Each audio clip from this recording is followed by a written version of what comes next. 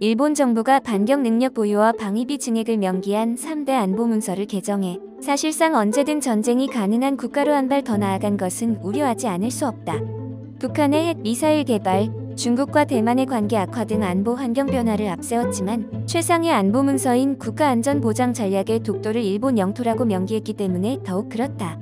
대만을 놓고 벌이는 미국과 중국의 갈등과 북한의 비이성적인 도발로 빚어진 동북아시아 안보 위협을 지역 패권을 잡기 위한 재무장의 명분으로 삼는 것은 아닌지 매우 의심스럽다.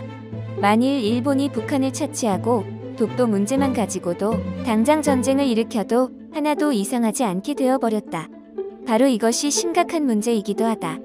지금 한반도 주변의 군사적 긴장은 어느 때보다 고조돼 있다.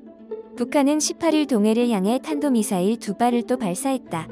지난 16일 고체 연료를 사용하는 고출력 로켓 엔진 시험에 성공했다고 선전하더니 다시 미사일 발사에 나선 것이다.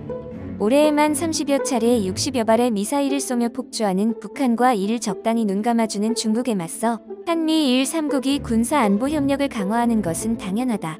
특히 미국은 북한이 사거리 1만 킬로미터가 넘는 대륙간 탄도미사일 기술 완성에 근접하자 한국과 일본의 긴밀한 협력을 더욱 강조하고 있다.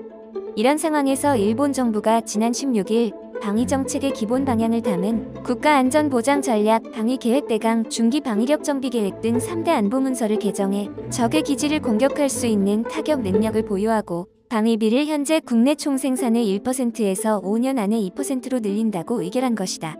이 정도면 전쟁을 준비하자는 것과 다름없는 금액이기 때문에 심각히 우려되는 부분이기도 하다.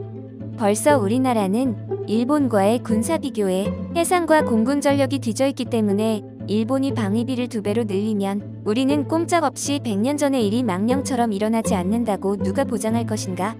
일본의 군사대국화를 극도로 경계해야 하는 우리가 안보문서 개정을 무조건 비난할 수 없는 딜레마적 상황에 놓인 것은 안타깝다.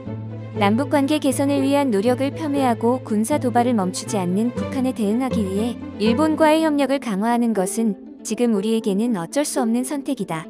그러나 이럴수록 우리의 입장을 명확히 밝히고 단호하게 대응해야 한다. 일본 정부가 77년 만에 전수방위 원칙을 사실상 폐기했다고 우리가 저희대의 선제 공격을 승인한 것은 아니라는 점을 확실히 해야 한다.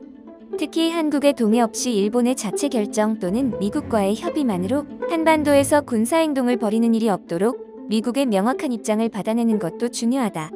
일본 정부도 전쟁을 일으키지 않겠다는 전후 평화국가 건설 약속이 평해화된다는 국내의 우려에 귀를 기울여야 할 것이다.